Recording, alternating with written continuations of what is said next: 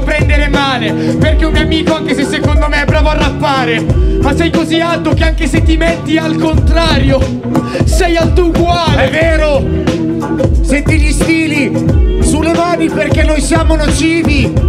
In realtà non stavo cadendo, mi stavo esibendo nella specialità di Mussolini. Di Mussolini appunto, sei uno stronzo. Prendi quella corda e mettitela al collo, sfigato. Cos'è che stai indicando?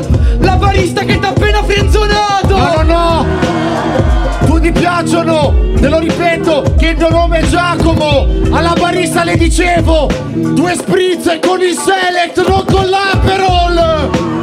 Tu sei una merda. I Campari glieli allunghi con lo sperma.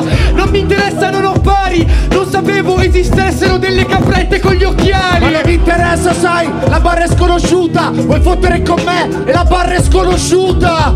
La sessualità del mio avversario non si capisce. LGBTQta. E la barra è sconosciuta. E la barra è sconosciuta, forte.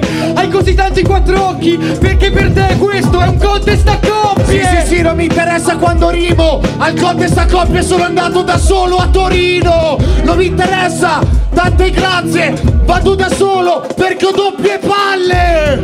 Non è vero, fra.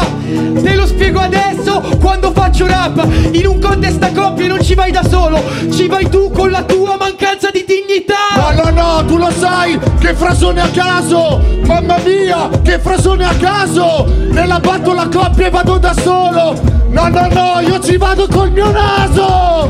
Ma che bravo, come mi ha guardato. Sembra Gelle, io il piccolo Tommaso. Sei un cretino, io sono un vero filosofo, il grande Tommaso d'Aquino. No, no, no, siamo in tanti. Io sono il prete e tu Emanuela Orlandi. Come funziona? Spacco buono, tu scompari, Aldo Moro. Sul beat, non mi importa, vengo a spaccare qui. Gioco così tanto a foot che i pezzi di Emanuela Orlandi li ho trovati su Ultimate Team. No, l'hai capito, sai che siamo buoni. Vuoi fottere con me e non sono i miei genitori. Questi che mi ospitano, siamo buoni. Ho trovato Kuta, ho trovato un